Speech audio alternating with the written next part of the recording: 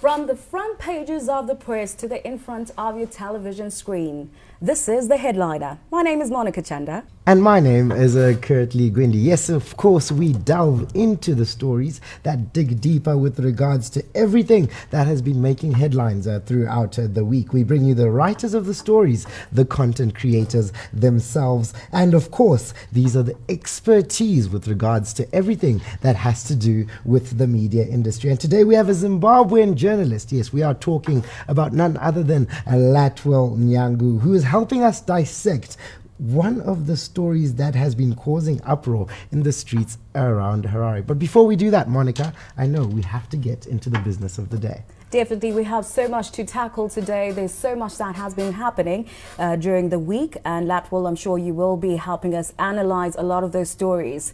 The press is abuzz. Let's start off with the headline from the Herald. Government declares war with drug abuse. Now, this has been quite a story leading headline as the battle against drug abuse is proving to be quite intensive. And Cabinet actually did agree that all idle provincial COVID-19 isolation centres will be converted into rehabilitation centres to curb drug abuse. I think that's a very noble cause. And we also move to the daily news of 5 October, which reads, Zim hit by fresh cholera flare up. Now, the country is facing a fresh cholera outbreak, which has seen at least 126 people in the country losing their lives to the dangerous diarrheal disease. So we are urging you, clean hygiene is also important. It's just some of those tips that should be brought to the fore. And the Newsday tagged a fresh headache for Chamisa. Opposition party leader Nelson Chamisa facing fresh headaches, and after activists, they made moves to recall 15 members of parliament and 17 councillors saying they had ceased to be party members. Now, this is going to be something that I think analysts should be getting into.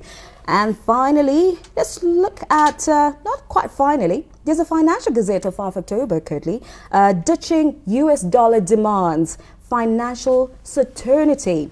Economic experts called for clear roadmap with necessary fundamental conditions and avert market chaos. A lot has been happening in terms of the monetary and fiscal space, and hopefully we will get some of those financial analysts also coming on board later episodes so that we also get an appreciation of what's happening in terms of financial news.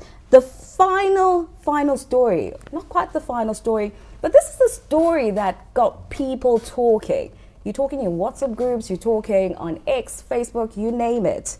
It's a story from the H Metro on 2 fathers, 2 mothers, 2 birth certificates, and 1 child in the center of that storm. So it's an innocent kid at the center of the story. Sadly, we should be having quite an interesting conversation there. Join us in the second segment, and we should be talking more about that, and we should be having Latwell giving us an appreciation of these news stories. We go for a short break. This is The Headliner.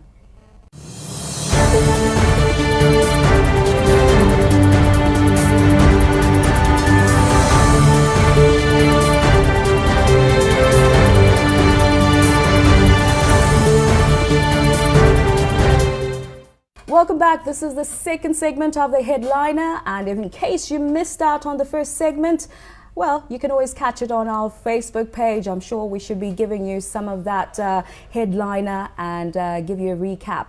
But the story at the center of everyone's 1 child left at the center of the storm, Monica. And yes, indeed, you can catch up with our stories. That is a ZBC News Online on all platforms. And one of the stories that has been making the headlines, we are paying attention to 2 fathers.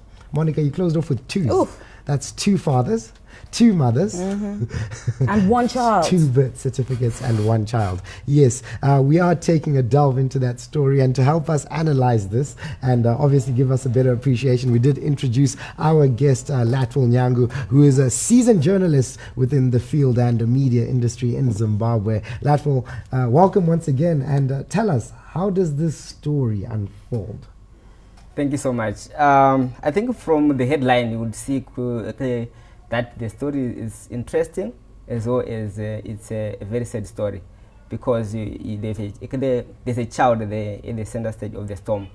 In terms of the story, you look into it that there is a tussle, two forces fighting, the ex versus the father of the child. And the father is trying to run away from the responsibility, which is the sad side of the story. While the mother of the child is also looking forward to have the father take responsibility of the child. But however, the father went on to be a fraudulent father then. So I think that's the most interesting part, why he decided to do so. So the headline is quite pregnant with the details there. Yeah. So, but if you go down the story, it's a sad story. Okay, absolutely. Because we're looking at a situation where this is just a truck driver.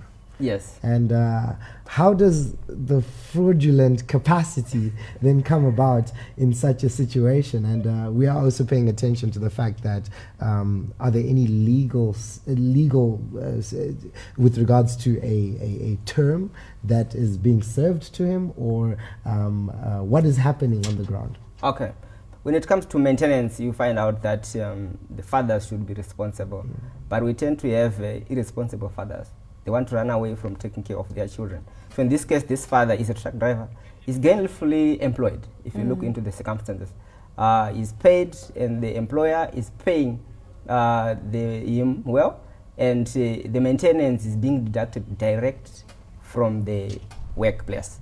So in this case, he was trying to evade the responsibility, thereby looking for another birth certificate for the same child who has another birth certificate. He went on to look for his brother so that he pretend or purport to be the father of the child. Then he went on to talk to the second wife. Then they become the second couple on this child. So it's a fiasco, isn't it? Very. It is. So it is chaotic. It's chaotic, to say the least. And I know you said it's pregnant. It's a story that's pregnant, pun intended, or not. Absolutely. But Latwell, how do two couples register one child? And does this mean the system did not manage to actually capture it? How is it the system doesn't manage to actually realize there's a problem here? Because this is unacceptable. Indeed, it's unacceptable. No wonder why I said this guy has become a fraudster overnight. According to the story, the brother is actually expressing ignorance, that he didn't know that his brother took his ID. So it seems as if the father took the ID without the knowledge of this brother and went on to the registrar's office. Then the other birth certificate was recorded in Nyanga. So probably he went into another station and pretended as if it was lost or some sort. Oh, wow. Nyanga, curtly. Oh, wow. Which just goes to show if he went all the way to Nyanga, obviously this means if we are to look at home affairs, they need to take deal with some of these plugs. They need to actually look at what's happening in these provincial centers, or just the provinces as a whole. The systems need to be looked into. Do you think there should be some sort of setup? I know with the VID, they have cameras now placed. Oh yes, absolutely. Should we be having cameras placed even when we're having birth certificate registration and so forth? Absolutely. That kind of system. Yeah, I don't deny that, or I don't disagree with that. I'm sure there are some issues which need to be considered after this story. You find out there are some loopholes, and I'm sure we are going to have a follow-up of this and see what are the... Absolutely. Let's look at the maintenance aspect. I mean, this is evading, escaping, paying a certain amount. How much was this amount? I didn't go deeper into the amounts, but from my experience, I've seen a lot of stories, especially when it comes to civil court. The maintenance issue is a very serious issue which need to be followed up, because a lot of guys, a lot of men, they are steering children outside the wedlock, and they don't want to be responsible. No wonder why these women, they go to the civil court to seek for the protection of the court. So in this case, the figures may not be big, because you'll be asked to say how much can you offer, and say probably 50, and how much. And I mean, we're looking at a truck driver who earns a certain amount, and Yeah, let's. I mean, for the sake of the show, was the DNA test done? Should we call do we actually? Mugabe? Yeah, that one character who's known on our local screens for doing DNA tests. Well, on this story, there's no need for the DNA stuff because the man is admitting that the child is his. Yeah. But he was only trying other ways to say, no, I'm sure the money is too much, but since he has other children. So he wanted to say the responsibility or the deduction from his money, it should be less. It should be less. So he was trying to go that way. And he was because trying the to father, the brother is said to be self-employed. So at court, when you say I'm self-employed, I only earn $50, then the court will say probably you pay $20. $20. But that's the other issue. We see a lot of maintenance cases that come to the fore, and we know a lot of the press report on this. And I think we don't really take serious maintenance cases. And even as journalists, do we do much in terms of delving deeper into some sort of investigations in some of these maintenance cases and going deeper into some of those stories to say, are we faced with cases where we have people who allegedly say they cannot afford this maintenance, but they actually can, and then sometimes they fraudulently present certain paperwork that says they don't earn a certain amount. Yeah. So this is the onus also supposed to be on the journalism fraternity to go deeper into these matters? I agree with you more because it's our duty as the media to actually help a society that is in need of us. Absolutely. In this case, when it comes to the maintenance, we will see that there will be vulnerable children there. But imagine a father saying, I don't have money to take care of my children. It's an issue of concern. So I'm sure many people, they're doing all these dramas, the issues, but we're trying all our best to uncover all these issues. Like in this case, you find out that there are so many people there who are out there who don't want to take care of their children. And I'm sure we are trying our best. Although at times some of these stories, the circumstances may not be coming out. Absolutely. But we are doing our best to do so. Latwal, from being vulnerable as children, from us being vulnerable with time, thank you so much for joining us here on our segment, which took a delve deeper with regards to this headline, and most definitely you can catch up with more of these stories. Mo, I know we have so much more coming up. I see what you did there with the wording. It's a wordplay, but Latwal Nyangu, a senior Zimbabwe journalist, just taking us through his thoughts from a journalistic point of view, sentiments to that story that has been quite an uproar and bringing center to attention issues of maintenance. But join us, the third segment. This is the headliner, and we'll have another media expert, and we'll get into his take, the story of the day. Don't go back.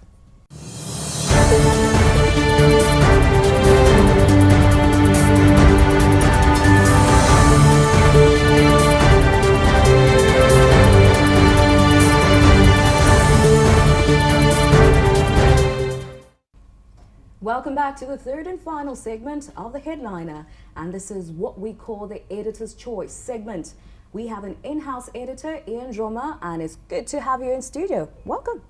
Thank you, Mo. It's great to be here. The headliner. So, as our editor of choice this week, and it is the editor's segment, what do you bring for us? Do you come bearing good gifts? Absolutely. And I know Mo, before he delves into it, naturally, I actually want to take this time to actually introduce Mr. Ian Roma, who comes to us as a sports maestro. Because if you have been catching up with our programming here on ZBC, you do know for a fact that that is all things to do with sport when it comes to Mr. Ian Roma. And I do know for a fact he's not going to prove me wrong.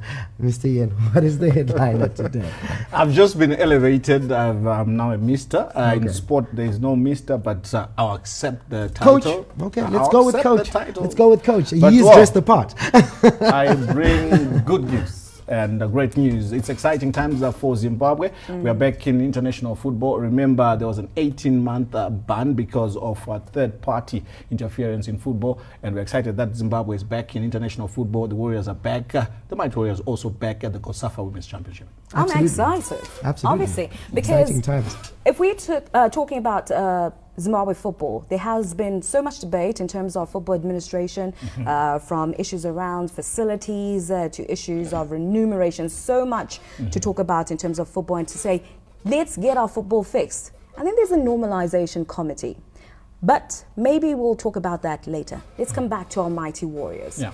Preparation, and for the longest of times, it has been said women's football is not supported as much. Well, I don't want to bring controversy where there is good news. I think let's leave that in the past. It's associated with the dark past, which also has resulted in Zimbabwe being banned from international football. This is we've turned a new page, a new leaf, and we're giving the normalization committee a chance. And from what we saw, yes, just a few weeks to prepare, but the preparations were smooth. And we also do understand that the Mighty Warriors have got a new sponsor in terms of the kit. They've moved from Umbro to Puma. So that should be a good sign that the ladies will be. This is the headliner.